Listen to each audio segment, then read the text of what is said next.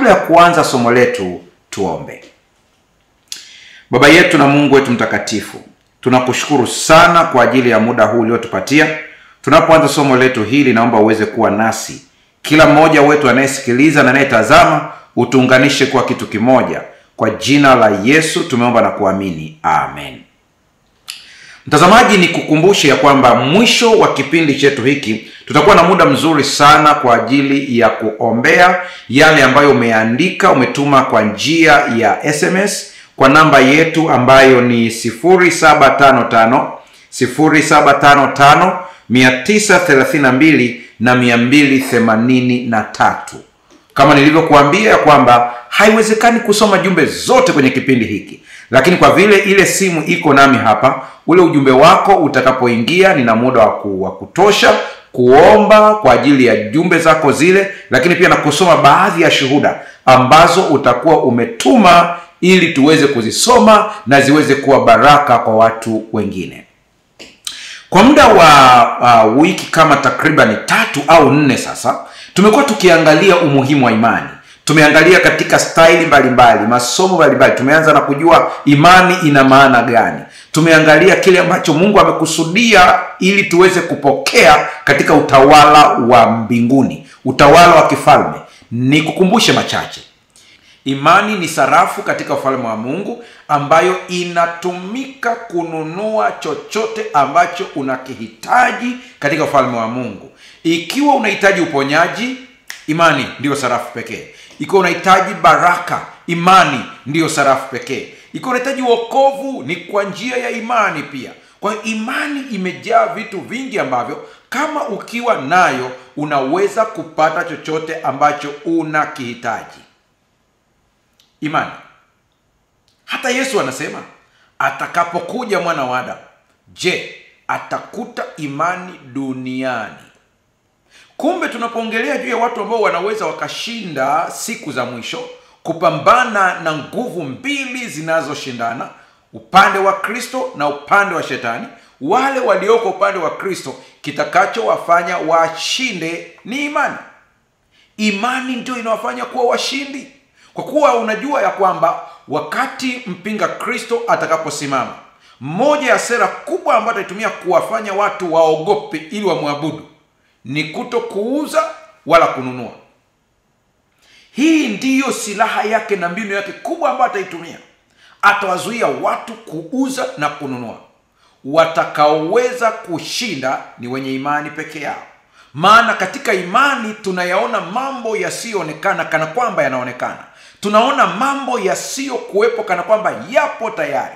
Ndipo katika imani unasikia kauli kama za Yesu, mtu hataishi kwa mkate tu, bali kwa kila neno litokalo katika kinywa cha Mungu. Kwa hiyo nini kitakachokutisha ikiwa una imani, hata kama umezuiliwa kununua au kuuza? Kwa imani unatambua kwamba maisha yako hayapo mikononi mwa chakula. Maisha yako hayapo mikononi mwa fedha. Maisha yako hayapo mikononi mwa daktari.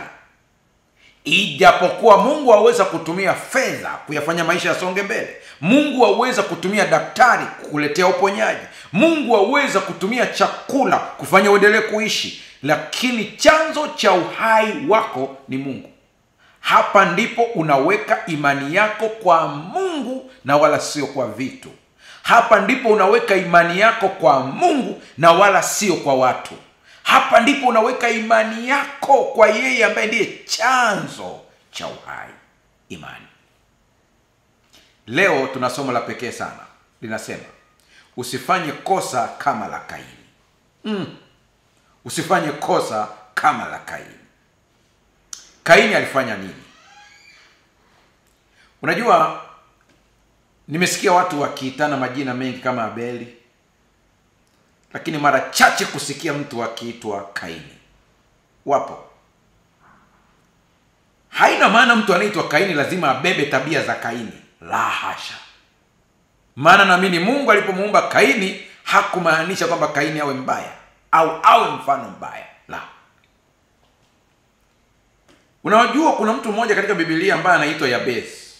Neno Yabesi maana yake ni machungu. Mungu hakumbadilisha jina, ila alimbadilishia hatima. Sio kila mtu ambaye anapaswa kubadili jina. Sio lazima mtu badilishe majina kama kina Abraham na Sara walivyofanyiwa, la hasha. Lakini unaweza ukabadili jina la rohoni, hata kama jina la mwilini ni lingine. Aliitwa Yabes, machungu, lakini alikuwa na mwishilio mzuri. Kaini na umaarufu wake wote hasifiki kwa mazuri hata kidogo. Anaonekana kuwa chanzo cha migogoro iliyo mingi sana. Lakini leo tunaangalia habari ya kosa la Kaini, lakini kabla kuangalia kosa la Kaini, tunaangalia habari ya Abel. Huyu ndiye kinara wa kwanza ambaye ukiangalia kama ingekuwa ni movie unayoiona, anayeonekana kuwa bora katika movie hii ya Mwanzo sura ile ya 3, unagundua ya kwamba anayeonekana kuwa bora kuliko wote anaonekana kuwa Abel. Na leo tunamtazama Abeli katika sura ya imani. Ila wewe, onyo nalokupa, usije ukafanya kosa kama Kaini, ila ukatende mema kama Abel. Kwenye kitabu cha Ibrania sura ile ya 11 fungu la 4 ambapo mashujaa wa imani wanatajwa, fungu la kwanza utakuta kwamba imani inatafsiriwa kwamba ni nini. Tulishapita sehemu hiyo.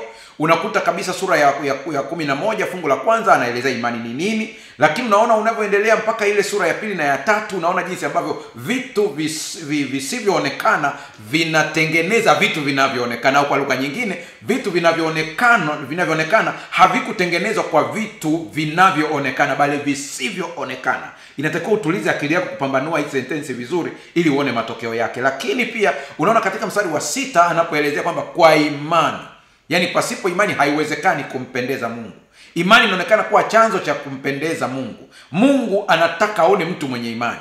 Ndipo tunaendelea zaidi, unasoma kuna mashujaa wa imani wanatajwa wengi. Lakini turudi sasa tuangalie mstari wa 4. Anasema nini? Kwa imani Habil alimtolea Mungu dhabihu iliyo bora kuliko Kaini. Kwa hiyo alishuhudiwa kuwa ana haki. Mungu akazishuhudia sadaka zake, na kwa hiyo ijapokuwa amekufa angali akinena. Hapa ndipo tunaanza kuona habari ya utofauti wa hawa wawili. Lakini angalia tofauti hizi. Turudi tena katika Kiswahili chetu cha kizamani, lile fungu la 4 sura 11 kitabu cha Ibrania. Kwa imani Habil alimtolea Mungu dhabihu iliyo bora kuliko Kaini. Kitu cha kwanza kabla hatujaenda mbali ambacho nahitaji uweze kukitazama hapa sio uwingi wa sadaka bali ni ubora wa sadaka. Wow. Hivi ndivyo Mungu alivyo. Unakumbuka story ya mwanamke mjane ambaye alikuja kutoa sadaka na Yesu akamwambia wanafunzi wake kwamba huyu ndiye ametoa kuliko wengine wote. Walikuwepo Mafarisayo ambao walikuwa wanakuja kutoa sadaka zao, zilikuwa na uwingi, zilikuwa ni sadaka nyingi kweli kweli. Wamebeba zile sadaka nyingi kweli kweli. Na uende wakati ule walikuwa wanasema, baadhi ya wanazuoni wanasema kwamba walikuwa wanapiga mbiu kabisa kuonyesha kwamba anayo sadaka ya maana ambayo ameibeba. Lakini anakuja kusifiwa mwanamke aliyetoa visenti tu. Ndipo utajua kwamba kwa habari ya matoleo yetu, Mungu haangalii kiwango bali anaangalia ubora. Ni mara ngapi tumepeleka sadaka zetu tukiangalia viwango, lakini kumbe Mungu alitazama ubora wa ile sadaka. Quality and quantity. Mungu hakuangalia, unaweza ukaleta sadaka iliyojaa gari zima, lakini Mungu anapotazama haina ubora. Haina ubora. Na kuna vitu vingi sana vimekuwa vikiharibu sadaka zetu na matoleo yetu, na hatuwezi kuvuna baraka za kutoa kwa sababu hatukutoa kwa ubora, ila tulitoa kwa kuangalia viwango. Mungu atusaidie sana. Kwa imani Habil alimtolea Mungu dhabihu iliyo bora kuliko Kaini. Ubora. Anasema kwa hiyo alishuhudiwa kuwa ana haki. Mungu akazishuhudia sadaka zake, kwa hiyo ijapokuwa amekufa angali akinena. Angalia Kiswahili cha kisasa. Andiko lile lile. Anasema kwa imani Abeli alimtolea Mungu tambiko iliyokuwa bora kuliko ile ya Kaini. Wote walitoa tambiko kwa Mungu, lakini mmoja ilikuwa na ubora mwingine. Anasema kwa imani yake. Hapo ninataka uelewe vizuri hapa. Kiswahili cha kisasa hapa kimeboresha vizuri. Kwa imani yake alikubaliwa na Mungu kuwa mwadilifu. Mungu mwenyewe alizikubali sadaka zake. Kwa imani yake, ingawa alikufa, bado ananena. Kuna mtu ambao unaweza ukatenda vitendo ambavyo vinaweza kuwa mwangwi hata kama haupo duniani. Sikiliza vizuri habari ya Abeli. Rafiki yangu ambao unafuatilia vizuri kipindi hiki, leo utajua kwamba kuna matoleo kwa imani na kuna matoleo kwa desturi za kidini. Ndio wakati mwingine unasikia mtu analalamika na kuambia, ni kweli maandiko yamesema kabisa leteni zaka kamili na nikitoa zaka nabarikiwa, lakini mbona nimetoa zaka na bado sijabarikiwa? Umetoa kwa jicho la Abeli au umetoa kwa jicho la Kaini? Hapa ndipo unatakiwa ujiulize, maana hizi dini mbili zimeendelea kuwepo hadi leo.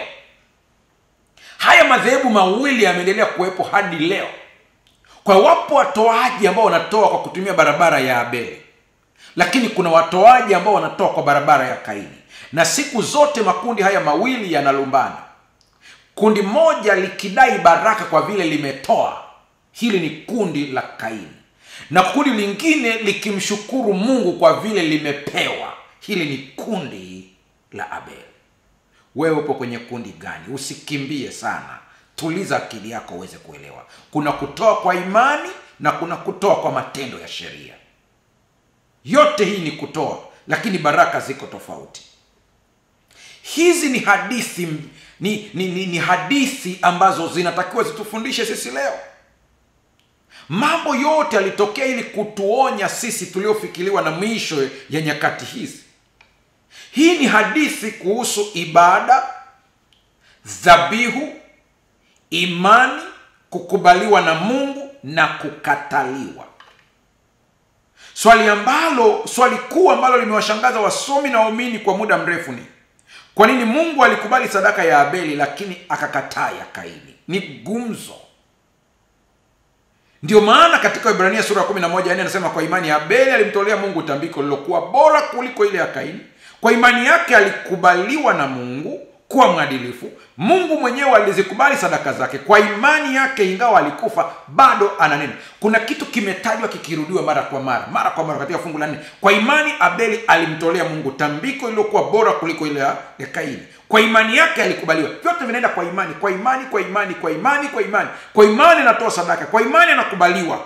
Kwa imani yake, ingawa alikufa, angali yakinena. Imani ndio inacheza hapa kila mahali. Ndio sababu nikakwambia tangu mwanzoni tulipoanza mfululizo wa vipindi hivi, nikasema kwamba kama kuna kitu kilicho bora ambacho kila Mkristo anapaswa kuwa nacho, ni imani sahihi. Mungu atusaidie sana. Unajua, aya hii inaonyesha msingi wa kanuni ya kimungu. Imani ndiyo inayofanya sadaka iwe yenye kukubalika kwa Mungu. Imani ndiyo inayofanya sadaka iwe yenye kukubalika kwa Mungu. Na utaangalia tunavyoendelea, utatazama vizuri kile ambacho Mungu anasema kuhusu Abeli na Kaini. Tutaangalia mambo ya kina katika somo hili, na huenda tukawa na sehemu ya kwanza na sehemu ya pili. Nadhani hii niite sehemu ya kwanza, maana nahitaji niende kwa kina katika somo hili, alafu taingia sehemu ya pili kwenye somo lijalo. Kwanza lazima tuangalie aina ya sadaka zao walizotoa. Cha pili tutaangalia nia ya ibada yao, na tatu tutaangalia matokeo ya kukataliwa kwa Kaini yalikuwa ni yapi, na kukubaliwa kwa Abeli matokeo yake yalikuwa ni yapi. Lakini kwa kina zaidi, kama nilivyokuambia, tutagawa ili somo ili uweze kuelewa, na hata baada ya hapo utaona baraka katika maisha yako. Moja, tutaangalia umuhimu wa kutoa malimbuko, maana pia ni somo ambalo wengi wamekuwa wakiuliza, je, malimbuko yanadumu hadi leo na inatakiwa yatolewe namna gani? Sadaka malimbuko ni gumzo sasa hivi kwenye mitandao, nimeona watu wengi kwa wakiuliza. Tutatazama hili katika Biblia vizuri. Tutaangalia pia umuhimu wa imani katika utoaji wa sadaka, na sadaka ambayo imetolewa bila imani na matokeo yake jinsi yalivyo mabaya. Lakini tutaangalia, huenda kwa kadri muda utakavyoruhusu, tutatazama pia kitu ambacho ni muhimu sana ambacho kinaitwa alama ya Kaini ambayo Mungu alimweka. Tutaangalia pia ni kitu gani ambacho kinaendelea kuwadidimiza watu ambacho kinaitwa wivu na namna kukiepuka. Mungu atusaidie sana. kwa imani Abel. Ndicho kitu ambacho kimeanza mwanzoni kabisa kwenye kitabu cha Ibrania sura 11 fungu la 4. Kwa imani Abeli ali. Kwa kinachoanza kwanza ni imani, na nilikuambia kwamba ukiangalia ili fungu vizuri utagundua kwamba imani imerudiwa katika fungu hilo la 4. Kwa imani, kwa imani, kwa imani, kwa imani, kwa imani. Unapoona kwa imani Abel, anaanza hivyo, kwa imani Abel. Kwa nini anaanza na hili? Imani ni zaidi ya kumwamini Mungu tu, ni kumtumaini na kumtii kwa matendo. Imani ya Abeli ilionekana kupitia ibada yake na heshima yake kwa Mungu. Hii ndiyo sababu sadaka yake ilikubaliwa. Hata kabla hatujaenda kwa kina huko, ikatokea TV yako imezima kabla hujamaliza somo, ikatokea redio yako imekata kabla hujamaliza somo, zingatia mambo yafuatayo. Imani ni zaidi ya kumwamini Mungu tu. Mashetani wanamwamini tena kwa kutetemeka, lakini haiwafanyi wawe watiifu kwa Mungu. Wamekuwa waasi. Kwa kama imani peke yake ingesaidia watu kuingia mbinguni, imani peke yake, basi ina maana mashetani pia nao wanaenda pia. Lakini imani ni zaidi ya kumwamini Mungu tu, ni kumtumaini Mungu, ambayo nimeongea vizuri katika somo lililopita. Ni kumtumaini Mungu na kumtii kwa matendo, yani kwa kuonyesha utii wako. Huwezi kusema kwamba unamwamini Mungu na unamtii Mungu, lakini hatuoni kwa nje. Wakati ninaendelea kukusanya, nilikuwa nasoma vitabu mbalimbali. Kuna kitabu kimoja ambacho ni moja wapo ya kazi ambazo nazifanya, zitakuja kutoka kwa baadaye, kinaitwa Personality Disorder and Relationship.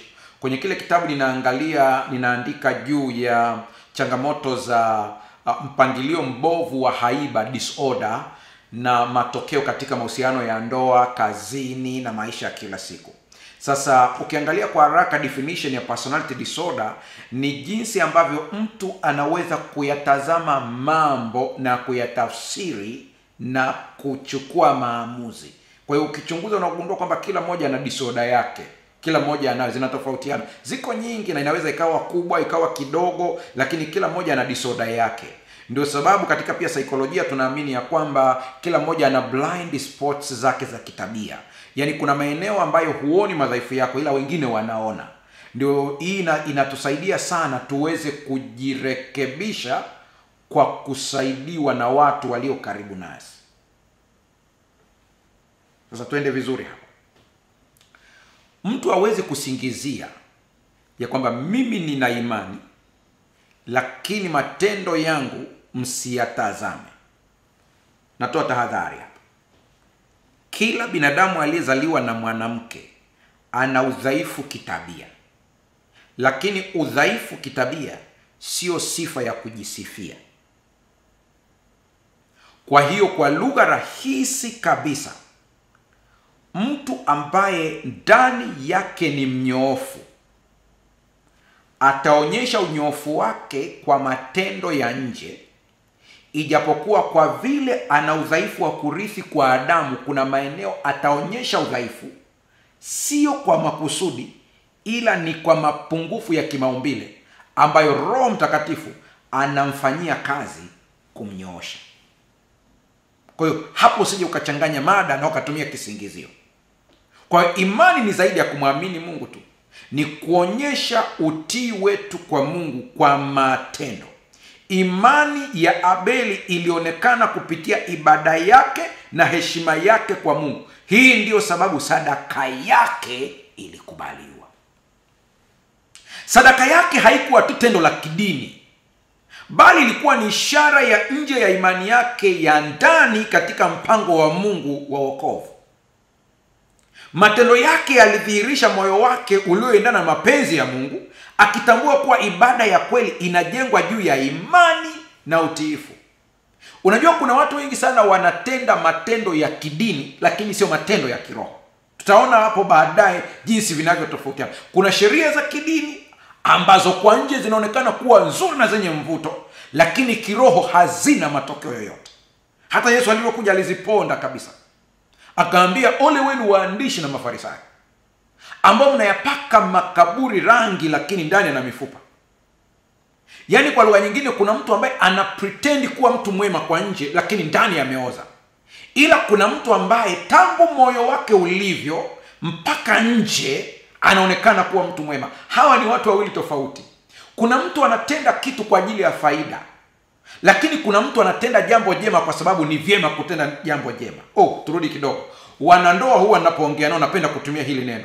Tunatendeana mema kwenye ndoa sio kwa sababu ninajisikia kutenda mema, ila ni kwa sababu ni sahihi kutenda mema. Ukiongozwa na hisia kwenye ndoa, kuna saa kabisa mwenzako amekuudhi, amekutibua, una hasira, kwa kawaida inatakiwa usimtendee jema kwa sababu ya hisia zako. Lakini kwa vile huongozwi na hisia, unaongozwa na hekima, utamtendea jema hata kama hujisikii, kwa kuwa ni vizuri kutenda jema. Hivyo hivyo kwa wanaotuzunguka. Tunawatendea mema watu wanaotuzunguka sio kwa vile tunajisikia kutenda mema, lakini kwa vile ni vizuri kutenda mema. Haya mambo mawili usije ukayachanganya. Kuna watu ambao ni wazuri kwenye dini, ni wazuri kwenye imani, ukitazama kwa nje ni watu wa kiroho, lakini wanafanya yale matendo ya kidini wakiwa na target. Wao wanafanya biashara na Mungu, nipe nikupe. Haitakiwi. Pastor, bado sijakuelewa. Naenda zaidi ya hapo. Waheshimu baba yako na mama yako, siku zako zipate kuwa nyingi. Simple. Kuna uhusiano mkubwa kati ya maisha marefu na heshima kwa wazazi. Ijapokuwa sio wote waliokufa mapema walivunjia heshima wazazi wao. Usije ukachanganya mafaili hapa. Lakini kuna uhusiano mkubwa kati ya kuheshimu wazazi na kuishi maisha marefu. Sasa basi, kuna mzazi ambaye anakutendea mabaya kabisa, anakusema vibaya. Wana disorder inaitwa narcissistic personality disorder. Wenye disorder hii wana tabia kugawanya watoto wao. Anachukua maneno kwa mtoto huyu anapeleka kwa huyu, anachukua kwa yule anapeleka kwa huyu, anagonganisha vichwa ili wote wa divide na wote wanatumia kama mawindo.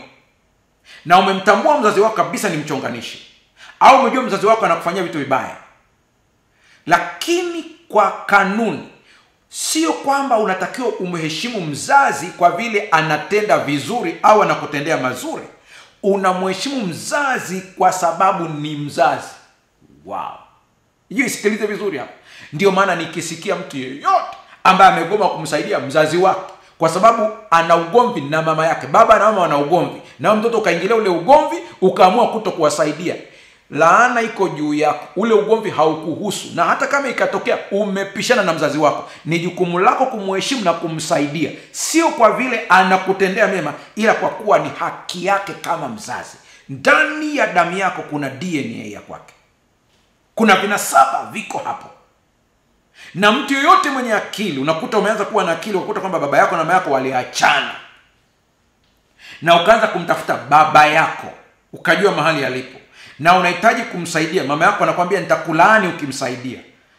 Laana ya mama haitashika, ila kinyume chake ukimsaidia baba utapata baraka zaidi. Pastor, sijakuelewa hapo. Tunamwabudu Mungu sio kwa mema aliyotutendea, ila kwa haki yake ya kutuumba. Hujajileta duniani mwenyewe, na kuna miaka hukujua kwamba kuna kitu chochote, hukuwa na consciousness. Piga mahesabu ya mwaka uliozaliwa nyuma yake, ulikuwa hujui chochote. Mungu aliamua kukuleta hapa, Mungu akakusababisha wewe uzaliwe, na kwa sababu hiyo amekuponya ugonjwa wako. Hajakuponya, ni haki yake kuabudiwa na wewe. Amebariki biashara yako, hajaibariki kwa mujibu wa mawazo yako, anastahili kuabudiwa. Ndio maana unamkuta Yakobo katika kufa kwake anakata roho, akashika fimbo yake akaabudu. Yaani Mungu ni wa kuabudiwa. Iwe ameniokoa na mauti, hajaniokoa, ni haki yake kuabudiwa. Kwa ukikuta mtu ambaye anagoma kumwabudu Mungu kwa njia ya matoleo yake kwa sababu kuna vitu Mungu hajamwekea sawa, huyu mtu hajui kuabudu kwa imani. Narudia tena sentensi ambayo kwenye slide yako, kwenye screen yako unaiona vizuri, na irudia tena. Sadaka yake haikuwa tu tendo la kidini. Ina maana sadaka ni tendo la kidini, lakini haitakiwi kuishia kwenye tendo la kidini, bali ilikuwa ni ishara ya nje ya imani yake ya ndani katika mpango wa Mungu wa wokovu. Inatakiwa matoleo yako au matendo yako ya kiroho yawe na sura nyingine tofauti ya kiroho zaidi kuliko ya kidini. Mungu atusaidie sana. Imani ni msingi wa ibada zote. Kariri kabisa, imani ni msingi wa ibada zote. Ndio maana mganga wa kienyeji anampatia mtu kitu, anamwambia nenda ukaweke chini ya uvungu wa kitanda chako, na huyu mtu hata hajiulizi hivi aka kamti kana uhusiano gani na mgogoro wa ndoa yangu, lakini kwa vile ameamini kile ambacho mganga alimwambia, anakwenda anaweka chini ya uvungu. Akiambiwa usije ukavaa nguo nyeusi siku fulani, anatii, kwa sababu hata harizon ya kwamba kuna uhusiano gani kati ya nguo nyeusi na siku niliyoambiwa, lakini kwa vile ana imani na mganga wake anatii kama ilivyo. Habari gani juu ya Mungu aliyetuumba? Kuna vitu anatuambia, lakini hatuvitazami katika jicho la kumwamini na kumtii kama alivyosema. Habari ya Abeli na Kaini inatufundisha kwamba imani ndiyo msingi wa ibada zote. Imani ndiyo msingi. Kitabu cha Mwanzo sura ya 4 fungu la 4 anasema, Abeli alimwamini Mungu na akatoa bora zaidi kutoka kwenye kundi lake, mzaliwa wa kwanza pamoja na sehemu zake bora. Hebu linganisha Waebrania 11 fungu la 4 na Mwanzo 4:4, vinashabihiana. Angalia vizuri hapa. Abeli alimwamini Mungu, kwa hiyo cha kwanza alimwamini Mungu, na akatoa bora zaidi kutoka kwenye kundi lake, mzaliwa wa kwanza pamoja na sehemu zake bora.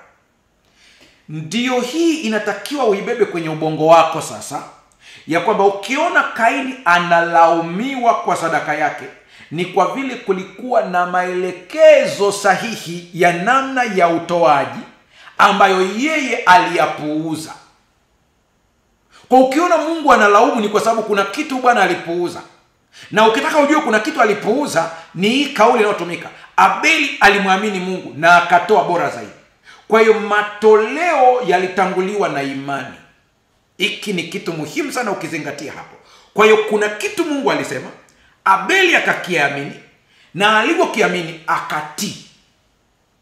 Nakumbuka ile story ya mwanamke ambaye alikuwa ni mjane, ambaye Elia alienda kwake akimwambia nitengenezee, kwanza akamwomba maji, baadaye akamwomba na mkate. Yule mama akasema sina kilichobakia isipokuwa kidogo tu, ili nile na mtoto wangu tufe. Akapewa maelekezo ya kimungu, akayatii. Vivyo hivyo akayatii. Na alivyoyatii akaona matokeo yake. Wakristo walio wengi sana wanamwamini Mungu, lakini hawako tayari kumtii. Hasa pale ambapo kila ambacho Mungu anaelekeza kinagusa maslahi binafsi. Hapo ndipo ambapo wengi tunaanza kwenda nje ya mstari. Kana kwamba namwambia Mungu nitakukubalia katika yote, lakini unapokuja kwenye hoja ambayo itagusa ajira yangu, niko tayari kutetea ajira kuliko unachonielekeza Mungu. Dhabihu yake ilikuwa ishara ya mbele ya Kristo, ambaye angekuwa sadaka ya mwisho kwa ajili ya wanadamu. Kwa hiyo inaonekana kabisa Mungu alijadiliana nao wote, akawaambia kabisa ili patokee msamaha wa dhambi lazima pamwagike damu. Na ili msamaha wa dhambi upatikane lazima kuna hatua hii. Na huenda Mungu alipatia maelekezo kabisa kwamba hiki unachokifanya ni ishara ya Mwokozi ambaye atakuja kuwaokoeni hapo baadaye, nyie na uzao wenu wote. Kwa upande mwingine, sadaka ya Kaini ilikataliwa kwa sababu ilikosa imani. Utaangalia ilikosaje imani? Ilikosa imani kwa kile ambacho Mungu ameelekeza.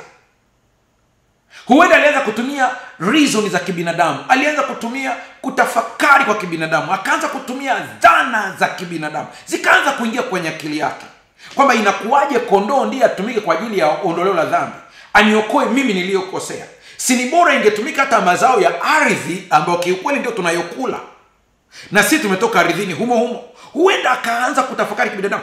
Vivyo hivyo na sisi leo kuna saa mambo ya kimungu tunayaweka katika mitazamo ya kibinadamu. Hapo ndipo tunapokosea. Sikia vizuri. Ibada yake ilitokana na mapenzi yake mwenyewe badala ya imani katika mafunuo ya Mungu.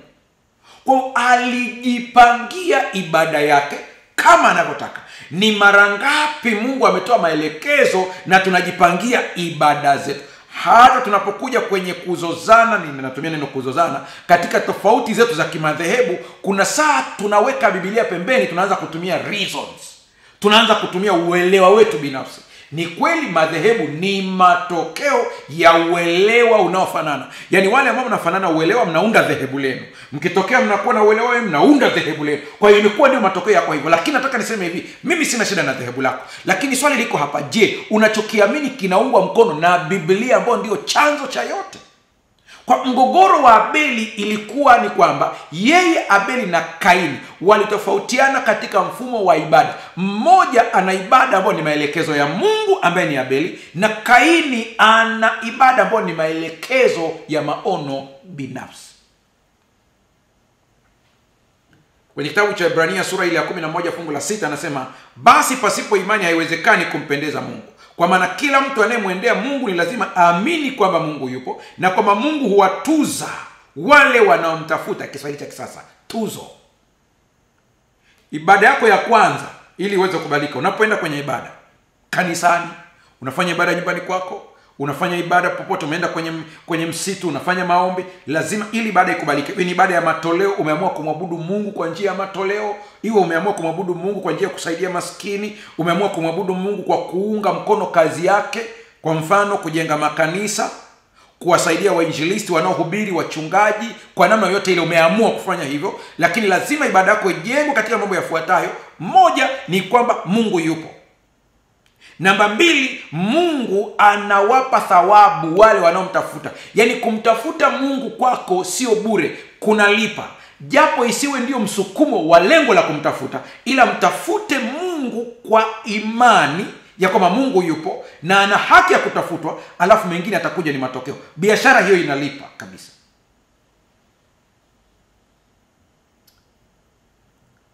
Sijui niwekeje hii. Ukinisaidia mimi kwa sababu ni mpare mwenzako, hailipi hiyo. Haina malipo yoyote. Usije ukajidanganya namsaidia kwa sababu ni mpare mwenzetu, hailipi. Hiyo sio ibada, huo ni ukabila. Lakini ukanikuta barabarani nimepata labda pancha, ukatazama hivi ukasema, huyu ni mchungaji, namfahamu. Ukaacha shughuli zako zote ukasema nitahakikisha mpaka nafunga hii tairi aweze kuondoka. Unapata thawabu ya mtumishi wa Mungu. Hiyo ni moja. Lakini ukampita binadamu mwingine yoyote barabarani na ukaacha kumsaidia kwa sababu humjui na wala sio mchungaji, unapata laana ya kudharau kiumbe cha Mungu. Hakuna pa kutokea. Atakayempokea nabii kwa vile nabii atapata thawabu ya nabii. Usiishie hapo. Anayemkaribisha mmoja wapo wadogo, Hawa amenikaribisha mimi, hapo angalia nabii, anaangalia mtu yeyote. Motive behind kila kitu, kila msukumo ulioko hapa ni Mungu. Umemwona mtu mwingine, sio mchungaji, sio mwinjilisti, sio nani, ukaamua kumsaidia. Sikilizo kusukuma ni nini? Ni mwanadamu aliyeumbwa na Mungu, kuna thawabu yake. Ukamwona mwingine, mchungaji, mwinjilisti, mwalimu, ukaamua kumsaidia, sio ndugu yako, sio kabila lako, kilichokusukuma ni nini? Ni mtumishi wa Mungu, utapata thawabu ya mtumishi wa Mungu. Umemwona bibi kizee yuko pale, ukaamua kumsaidia, nini kimekusukuma? Ni umri wake, umemhurumia kwa sababu ya umri wake, na ni bibi anaye na watoto lakini hana mtu wa kumsaidia, utapata thawabu kulingana na mazingira yake. Kila kitu kina mazingira yake. Sasa sikiliza, lazima ujue kwamba kuna imani dhidi ya ibada ya mazoea. Kuna watu wengi sana ambao wanafanya ibada kama mazoea na wala sio tendo la kiroho kabisa. Natoa mfano, kila watu katika madhehebu yao wana kitu kama hiki. Wasabato wanayo, Lutherani wanayo, Roman Catholic wanayo, ukienda katika dini ya Kiislamu wanayo. Naongea mfano sasa katika ile ambayo inaendelea hivi karibuni, kufunga Ramadhani. Kwa mfano kwa Waislamu ni tendo la kidini, wanatarajia kupata thawabu yao. Tuje katika mtazamo wa Kikristo, Wasabato wao wana mtindo wao wa kufunga kila siku 10 mwanzoni mwa mwaka. Lakini ukija kwa Luteri wana Kwaresma pamoja na Wakatoliki wanakufunga kwao.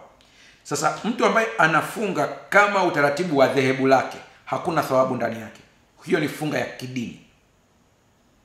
Lakini mtu ambaye anafunga kama sehemu ya ibada yake kwa Mungu, huyu mtu ana faida ya ile funga yake. Naomba Roho Mtakatifu akusaidia uweze kutofautisha haya. Vivyo hivyo kwenda kanisani. Kuna kwenda kanisani kama tendo la kidini na kuna kwenda kanisani kama tendo la kiroho. Sikiliza vizuri. Watu wanafanya ibada, wanatoa sadaka na kushiriki katika desturi za kidini, lakini mioyo yao iko mbali na Mungu. Kwa tendo lako la ibada kama unalifanya, lakini nia na moyo wako haupo kwa Mungu, halina thawabu, halina malipo ya kiroho yenye faida. Ibada bila imani huwa desturi isiyo na uhai wa kiroho. Umezoea tutaenda kanisani. Umezoea kwamba huwezi kula chakula bila kuomba. Lakini kuna mtu ambaye anaomba kabla ya kula, na kile kitendo cha kuomba kabla ya kula kinakuwa ni tendo la kiroho, lakini kuna mwingine ni mazoea. Ndio maana hata sala zetu za kula chakula tumezikariri. Siku moja hata nikawauliza watu kanisani, mmewahi kumuona Yesu wapi anaombea chakula kibarikiwe? Lakini tumezoea. Hata mimi kuna sana nasema Mungu kibariki chakula kwa jina la Yesu. Hata mimi nasema hivyo kwa sababu ya mazoea.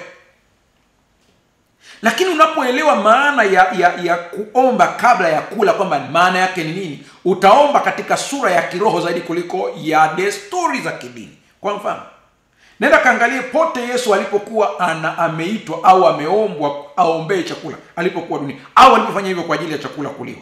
Siku zote anasema akaomega mkate akashukuru, au akashukuru akamega mkate. Kwingine unakuta Yesu anaomba ombi lake la chakula, anasema ninakushukuru Mungu utupae chakula. Kumbe kabla ya kula hatufanyi ibada ya kuombea chakula kibarikiwe, ila ni kushukuru kwa kupewa chakula. Lakini kama una target nyingine baada ya hapo, ndipo ifuate. Kwa sababu kwa kutamka chakula, kwa kukitamkia chakula maneno ya baraka, unaweza ukabadilisha state yake, hali yake pia. Hilo kwa imani linawezekana, lakini lisiwe target. Target ya kwanza ni kumshukuru Mungu atupae chakula. Mungu atusaidie sana. Nimesema ibada bila imani huwa desturi isiyo na uhai wa kiroho. Ibada ya kweli kama ile ya Abeli ni mzizi katika imani, upendo na utiifu kwa Mungu. Hoja iwe ni kumpenda Mungu. Kwa nini unawahi kanisani? Nampenda Mungu wangu, naenda kufanya ibada, naenda kumwimbia, naenda kusoma neno, naenda kujumuika na wenzangu. Nini kimekusukuma? Upendo wangu kwa Mungu. Lakini kuna mtu anawahi ibada kanisani ili tu watu wamsifie kwamba fulani anajua kuwahi kanisani. Wakati nafundisha shule ya Sabato katika moja hapo ya makanisa ambayo ninayasimamia, nikamwambia msije mkadanganywa na watu ambao wanawahi sana, mkahitimisha ukatolea mfano kabisa kwamba fulani anawahi sana, fulani anawahi sana. Ni kweli tutoe mfano ili kuwahimiza watu wengine, lakini Mungu ndiye anayesoma moyo. Kuna wengine wanawahi pale kanisani ili yawahi ile sehemu yenye chaja ya kuchomeka chaja yake pale ili achaji simu. Kwa hiyo anawahi kale, kuna kaeneo kake anawahi, ndipo socket ilipo. Nyie mkimwona mnajua amewahi ibadani, kumbe yeye amewahi socket, kwamba akiwahi pale atachomeka chaja yake pale endelee kuchaji simu. Anza kuelewa. Kama tukilelewa hivi vizuri, tutaanza kuvuna thawabu kama Abeli ambayo inatakiwa. Siku ya Sabato unaenda kanisani, ndio lengo lako ni nini? Lengo langu ni ibada. Lakini kuna mtu anawahi siku ya Sabato kabisa, anawahi kanisani pale, anawahi kusali kabisa. Ukimuuliza lengo lake ni nini? Naogopa kuchomwa moto, maana amri ya Mungu imesema siku sitafanya kazi, tenda mambo yako yote, lakini siku ya saba ni Sabato ya Bwana Mungu wako. Kwa hiyo kinachofanya wewe ni naogopa kuchomwa moto. Ina maana kusingekuwa na jehanamu, usingekuwa unamwabudu Mungu. Nini kinakufanya utoe zaka na sadaka? Maana imeahidiwa kwenye malaika kwamba nitabarikiwa. Kusingekuwa na baraka, nisingetoa. Ndio maana huoni matokeo ya zaka zako na sadaka zako. Mungu anachokitafuta ni watu ambao wanajua kumwabudu katika roho na kweli. Hicho ndicho Mungu ambacho anakitafuta. Msukumo uwe ni msukumo wa rohoni. Kwenye kitabu cha Yohana sura ya 4 fungu la 23 anasema, lakini saa inakuja, nayo saa ipo, ambao wamwabuduo halisi watamwabudu Baba katika roho na kweli, kwa maana Baba awatafuta watu kama hao wamwabudu. Ukisikia katika roho na kweli, ni kuelewa vizuri fungu lile la 24, Yohana 4:24. Mungu ni roho, nao wamwabuduo yeye wapasa kumwabudu katika roho na kweli. Utaona makosa ya Kaini na werevu wa Abeli katika kumtambua Mungu kwa kujua hili andiko. Jambo la kwanza, Mungu anahitaji watu wamwabudu katika roho na kweli. Katika roho. Ukijua nini? Ukijua Mungu ni roho. Ndio maana amesema Mungu ni roho, nao wamwabudu imepasa kumwabudu katika roho na kweli. Mungu sio kiumbe cha kushikika kama hii podium ambayo nimeishika hapa. Hii podium haiwezi kuwa maeneo yote wakati wote, lakini upepo au hewa ya oxygen iliyoko ndani ya studio niliyoko hapa ndiyo hewa pia iko nje, japo kwa viwango tofauti. Huo ni mfano tu, hauwezi kulingana na Mungu pia. Lakini Mungu ni roho. Ina maana ya kwamba popote unapofanya ibada, ujue Mungu anachunguza moyo, na huwezi kumficha kwa muonekano wako wa nje wakati moyoni mwako kuna kitu kingine tofauti kabisa. Na ujue Mungu yuko wakati wote, Mungu anaona kila kitu, na huwezi kumficha chochote. Kwa hiyo unapoenda kutoa sadaka kwa lengo la kurekodiwa, Mungu amesoma hicho kitendo chako tangu moyoni, na usidanganya kwamba atakulipa thawabu, kwa kuwa tayari umeshapata thawabu kwa kujionyesha. Mungu ni roho. Kumwabudu Mungu kwa imani humaanisha kumtegemea kabisa kwa kuamini ahadi zake na mpango wake wa wokovu kupitia Yesu Kristo, badala ya kutegemea juhudi zetu binafsi au desturi za kidini. Ni ibada inayotoka moyoni, inayoonyesha unyenyekevu, utii na upendo wa kweli kwa Mungu, tukitambua kuwa yeye ndiye chanzo cha maisha na wokovu wetu. Unapofanya tendo lolote la kidini, lazima utambue ya kwamba Mungu ndiye chanzo cha kila kitu. Kwa hiyo huwezi kumhonga kwa chochote. Ni kweli ameweka matoleo ya sadaka na kusaidia watu kama njia ya kuchota baraka, lakini haina maana ya kwamba kila anayetenda matendo hayo atapata baraka. Anayepata ni yule tu ambaye ametambua ya kwamba Mungu hahongwi, ila kwa rehema zake ameamua kutuelekeza, kutupa siri za ufalme wake. Sio jitihada zangu zinanipa baraka, ila ni neema ya Mungu kunipenda, kunionyesha. Ni sawa na mtu akwambie, ukinikuna hapa kichwani nitakulipa $200, na yeye huyu mtu anakushika mkono, anaweka kwenye kichwa chake, na unamkuna kwenye kichwa chake vizuri, alafu anakuja kukulipa. Yeye ndiye aliyekuonyesha kichwani, yeye ndiye aliyekuleta ule mkono mpaka pale, alafu yeye ndiye anayekulipa. Hii inakufundisha unyenyekevu. Kuna watu wanafunga na kuomba, lakini hawapati thawabu ya funga zao, kwa kuwa ni za kujionyesha. Ndio maana Yesu akasema, bali wewe ufungapo usiwe kama wanafiki, ambao wanapenda kunyumbua nyuso zao ili waonekane ya kwamba wamefunga. Hajasema usifunge, ila amesema ukifunga usionyeshe kwamba wewe ni wa kiroho kuliko. Naenda deep zaidi, ili mtoto wa Mungu unanisikiliza utubu pale ulipochemka. Naongea kwenye mambo ya kiroho ambayo ni matendo ya kidini, lakini ambayo sio ya kiroho. Unaweza ukafunga kidini na unaweza ukafunga kiroho. Endapo unaamini ya kwamba ulisikiwa maombi kwa vile ulifunga siku nyingi, hilo ni tendo la kidini na ni tendo la Kaini. Mchungaji, sijakuelewa. Kuna mtu anaweza akafunga siku moja na mwingine akafunga siku 7, lakini aliyefunga siku moja akawa na thawabu nyingi kuliko aliyefunga siku 7, kwa kuwa aliyefunga siku 7 aliamini ya kwamba kufunga kwa muda mrefu zaidi ndipo kutamletea matokeo ya kile anachokihitaji. Kwa hiyo ni jitihada binafsi za kwake ili kupata jambo. Huyu mtu hana thawabu, kwa vile anahitaji kumshawishi Mungu kwa funga yake.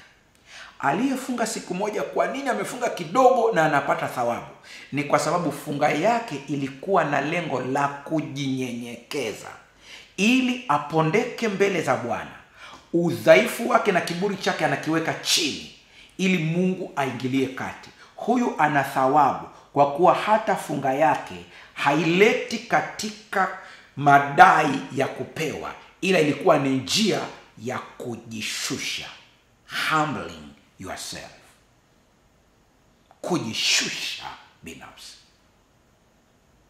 Hasa mchungaji, siku 2, siku 3, siku 4 zina vigezo gani katika kufunga? Endapo Roho wa Mungu ndiye amekuongoza kufunga siku 3, amekusukuma kufunga siku 7, amekusukuma, ni kwa sababu kuna hali ya kiburi ndani yako. Yeye mwenyewe ameiona kwa kufunga kwako kwa muda mrefu, ndipo unakipona na kukimaliza, na utajikuta baada ya funga yako hutajisifia hata kidogo. Ukikuta mtu anajisifia, anakwambia usione hivi, nimeenda 3 kavu, hicho ni kiburi cha kidini. Mtu ambaye anaongozwa na Roho wa Mungu, hata kama akifunga 3 kavu, hawezi kuziona kama ndio sababu ya yeye kupata nguvu za kiroho, ila ataona ni neema ya Mungu hata kuweza kufunga hizo siku 3. Ni neema. Mungu atusaidie sana.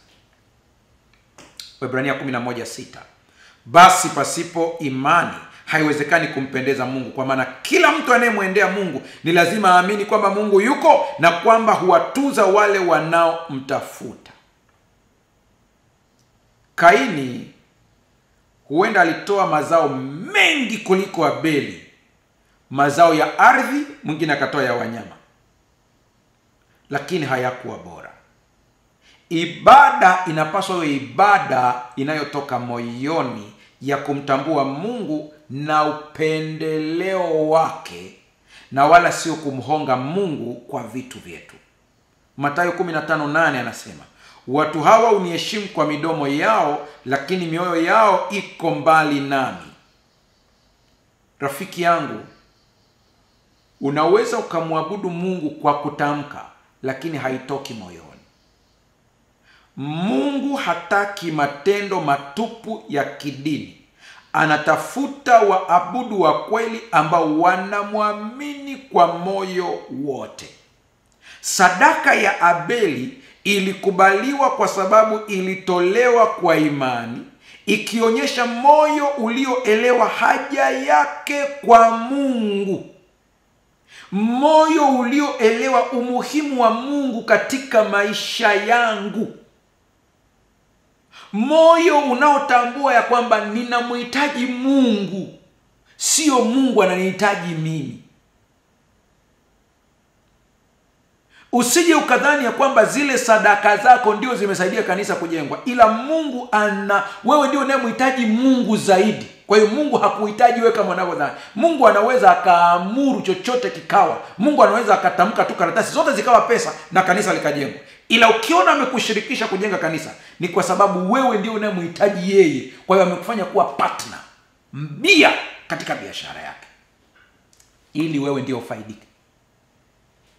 Ukiona Roho Mungu ameingia ndani yako kwa kusema, nenda kanunue microphone kwa ajili ya huduma fulani pale kanisani, nenda ukamlipie mwinjilisti fulani mshahara wa mwaka mzima. Sio kama Mungu anakuhitaji wewe, ila wewe ndio unamhitaji. Ila hiyo imetumika kama gia wewe usaidiwe. Nyenyekea. Tumia hiyo fursa kabisa, ukijua Mungu amenipa fursa ya kumlipia mwinjilisti wa maeneo mapya mwaka mzima. Mungu amenipa fursa ya kumsaidia mchungaji wetu kanisani kununua usafiri ili aweze kuhudumia watu. Hiyo ni fursa. Sio unaanza kusema, unaona hiyo gari ya mchungaji, sisi ndio tuliochanga. Hicho ni kiburi. Mmemsaidia mtoto yatima amekuja kusoma na degree, unasema unamuona ile degree aliyowasi ndio tulimsaidia ada. Hicho ni kiburi.